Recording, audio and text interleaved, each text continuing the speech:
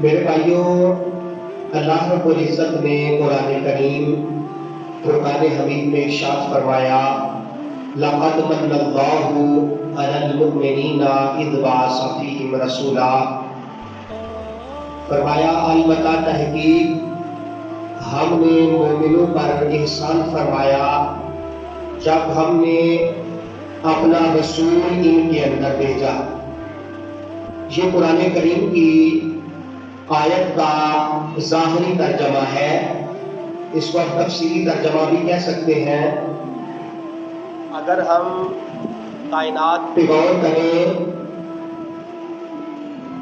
تو حضرت آدم علیہ السلام سے لے کر جناب عیسیٰ روح اللہ تک اللہ کے نبی بڑی شان سے دنیا میں تشریف لائے، لیکن جس عظمت اور شان سے میرے اور آپ کے آقا و مولا تاجدار ختم نبوت کا تاج پہن کر اس دنیا میں جلوہ گر ہوئے، کائنات میں ایسی مثال نہیں ملتی کہ میرے آقا کا دنیا پہ تشریف لانا پھر ساری دنیا کا روشن و منور ہو جانا، یہ میرے آقا کی شان کریمی ہی تو ہے۔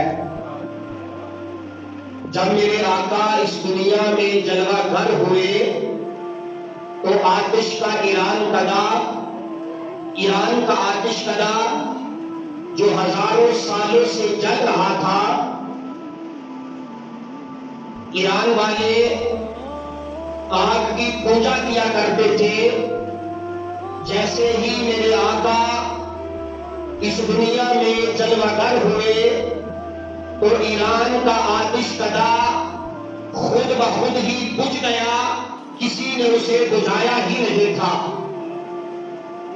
پوری روئے زمین پہ کفار کے جتنے بھی بت تھے وہ سارے کے سارے سر کے بل گر پڑے۔ وہ دریا اور ندیاں جو کئی سالوں سے خشک ہو گئی تھیں، میرے آقا کے قدم مبارک لگے تو اللہ نے انہیں روانی عطا فرما دی۔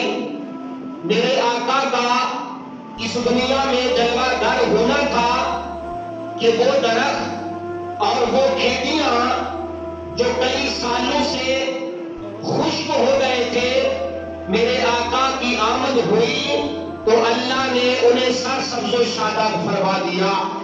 میرے آقا کے آنے سے کائنات روشن و منور ہو گئی۔ سرکار کی والدہ محترمہ سیدہ آمنہ سلام اللہ علیہا کے مطابق آسمان کے ستارے نبی پاک صلی اللہ علیہ وسلم کے گھر پر جھک گئے، اور اللہ کا گھر کعبۃ اللہ جو ہے وہ بھی حضرت عبداللہ کے گھر کی طرف جھکا ہوا تھا۔ نبی کریم صلی اللہ علیہ وسلم کے دادا محترم جناب حضرت عبد المطلب رضی اللہ تعالی عنہ آپ فرماتے ہیں کہ میں بیت اللہ کا طواف کر رہا تھا۔ طواف کرتے کرتے میں نے دیکھا کہ کعبۃ اللہ میرے بیٹے عبداللہ کے گھر کی طرف جھکا ہوا ہے۔ جب میں نے دیکھا تو تھوڑی ہی دیر کے بعد مجھے پتا چلا کہ اللہ رب العزت نے میرے بیٹے عبداللہ کو چاند جیسا بیٹا عطا فرمایا ہے۔ اور کعبہ کیوں نہ جھکتا؟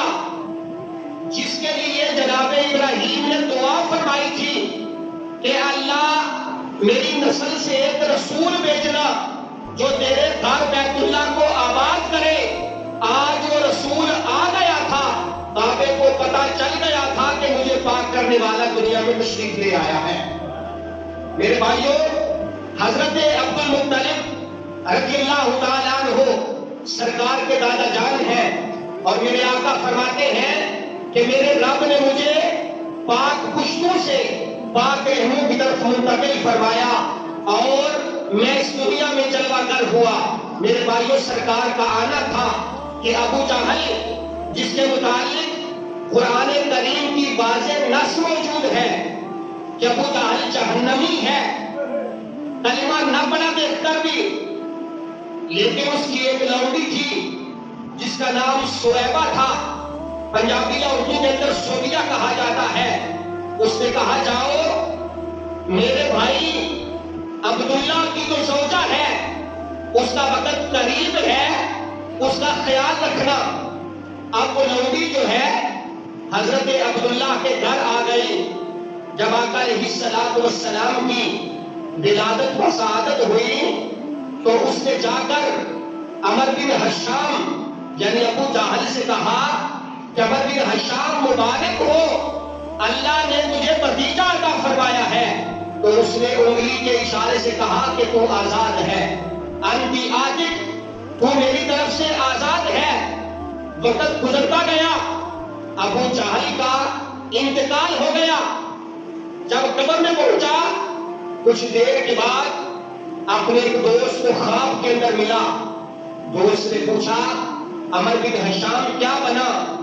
کہنے لگا کہ جب سے مرا ہوں حالات بڑے خراب ہیں، دردناک عذاب میں مبتلا ہوں، لیکن جب سوموار کا دن آتا ہے تو میری اس انگلی سے جب میں اسے چوستا ہوں تو مجھے سکون ملتا ہے۔ پوچھا کس کی وجہ کیا ہے؟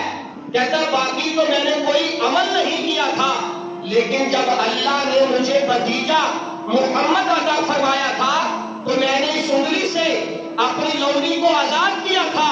اب ہر سوموار والے دن اللہ تعالیٰ مجھے اس انگلی کو چوسنے سے سکون عطا فرماتا ہے۔ میرے بھائیوں، اگر کافر سرکار کے میلاد کی یعنی اپنے بھتیجے کے میلاد کی نبی کریم صلی اللہ علیہ وسلم کو اللہ کا نبی سمجھ کر نہیں، اپنا بھتیجا سمجھ کر خوشی کرتا ہے، اپنے غلام کو آزاد کرتا ہے، تو اللہ اس کا اجر اسے قبر میں عطا فرماتا ہے۔ اگر سرکار کے غلام سرکار کا میلاد منائے، آپ پر درود و سلام پڑھے، آپ کا ذکر خیر کرے، تو اللہ تعالیٰ دنیا میں بھی سرفرازی عطا فرماتا ہے، قبر و حشر میں بھی کامیاب فرماتا ہے۔